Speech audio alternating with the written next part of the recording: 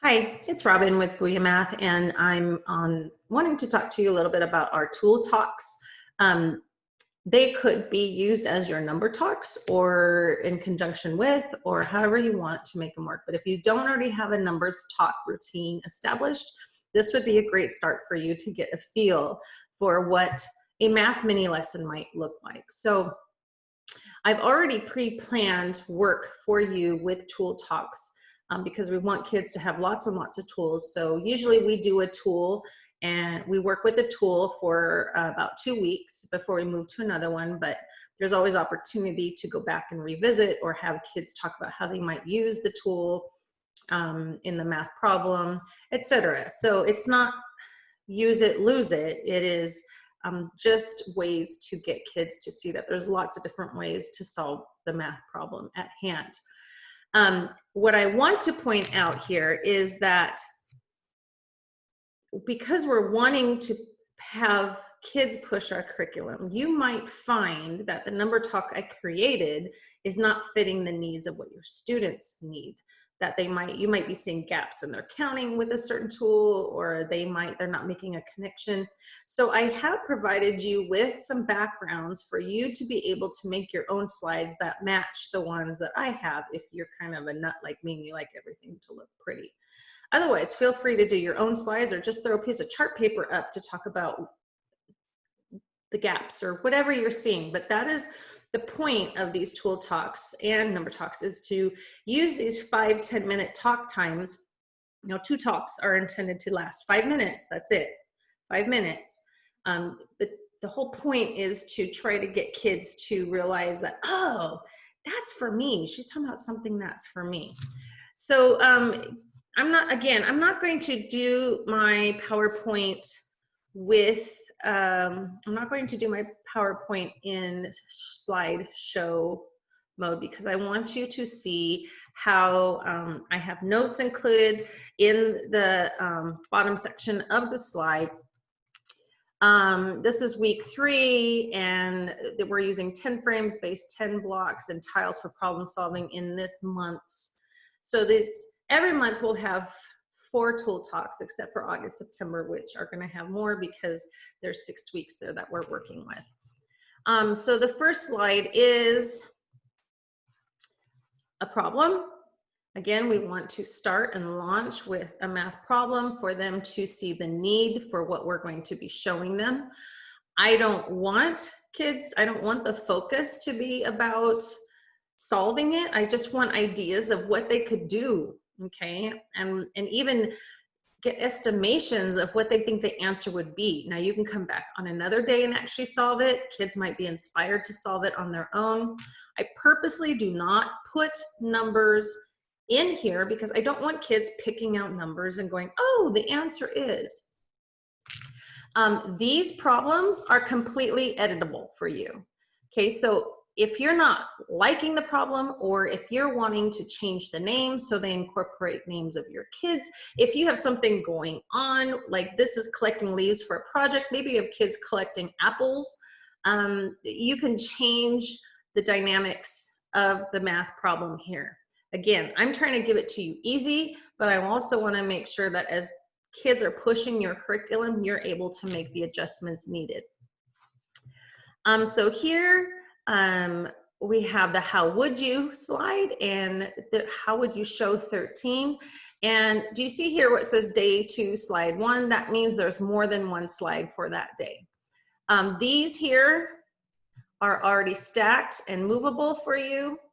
And again, this is the, on the bottom, I've left you a little note. The goal of this tool talk is to reintroduce the base 10 blocks to students. So this is, they may have gotten it in kindergarten, maybe not. Maybe they forgot it, who knows? But we want to just talk about and give names, and are we calling it a rod? Are we calling it a 10? Is it a unit? What is your curriculum? Call it.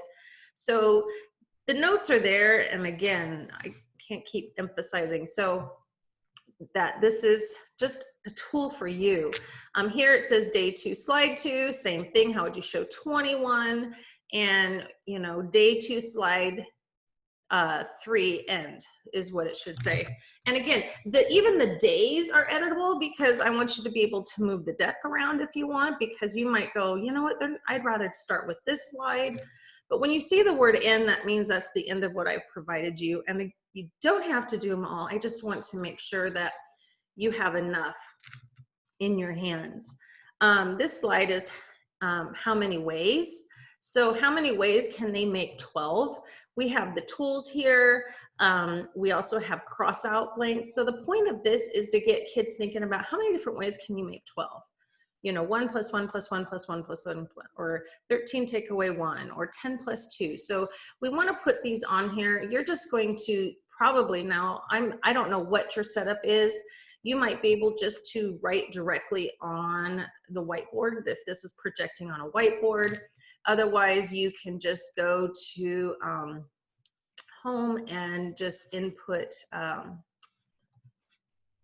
some text boxes, okay?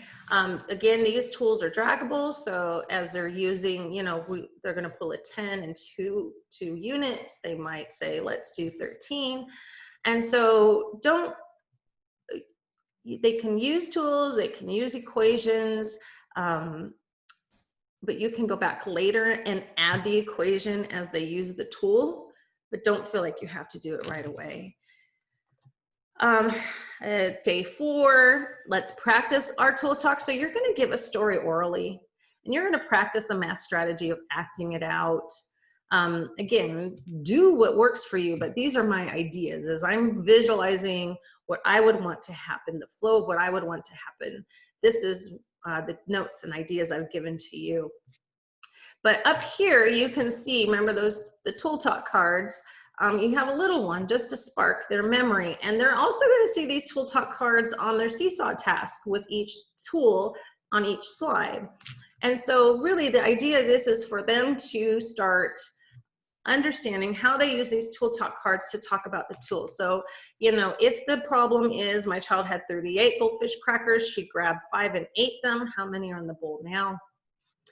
You know, and as we build it and we solve it, then we're gonna go back and say, first, up here, I used 3 10s and 8 1s to show the 38 goldfish in your daughter's bowl. And you change the story, you change the numbers.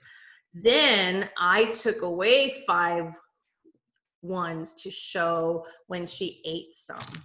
I know the answer is 35, 33 because I counted 10, 20, 30, 31, 32, 33. Or I knew these 3 were 30 and I knew that it was 30 and 3 and together that makes 33. So I'm telling you this because I want you to really make kids practice talking about how they solve the problem, because as you go back into Seesaw and listen to their recordings, it's going to give you a glimpse of how you might need to tweak the tool talk. So, you know, if kids are miscounting the base 10 blocks or whatever. So this is important, and there's only one problem here so that they can practice this. And finally, I don't know about you, but day 5, and again, I keep emphasizing you don't have to do it this way, but I have math adventures up because for me, Fridays are a day where we kind of exhale. It's not that we don't do anything or don't have, you know, work, but I tend to, it's just too much to keep loading stuff in. So this is these are usually fun activities. And I kind of envision them all being on the rug and you doing it with a dot camera, or if you want to break them out in groups. That's where some of the prep work will come in, and how much of it depends on how you envision doing this and how much time you have. I think it could be just as fun to do this as the teacher and the dot camera and have different kids helping you and making predictions. So anyway, this is a fabulous way to end your week for them to see that math is everywhere and why they need it. Here on the bottom, hey, you just worked with probability and statistics. Whoa. So, I mean, them seeing that, they're doing some really big math stuff, even as first graders, or kindergartners. All right, so that concludes my little spiel on tool talks. Again, if you have questions, you can email me at robin@booyahmath.com, ROBYN. You can also, just having trouble getting my cursor back. You can also follow me on Twitter and Instagram at Booyah Math. I'm open to ideas, suggestions, wonderings. Hey, how do you do this? All of it. Or even, hey, I'm using this and I love it. All right, so thanks again for joining me to make math better and helping kids to booyah see the math.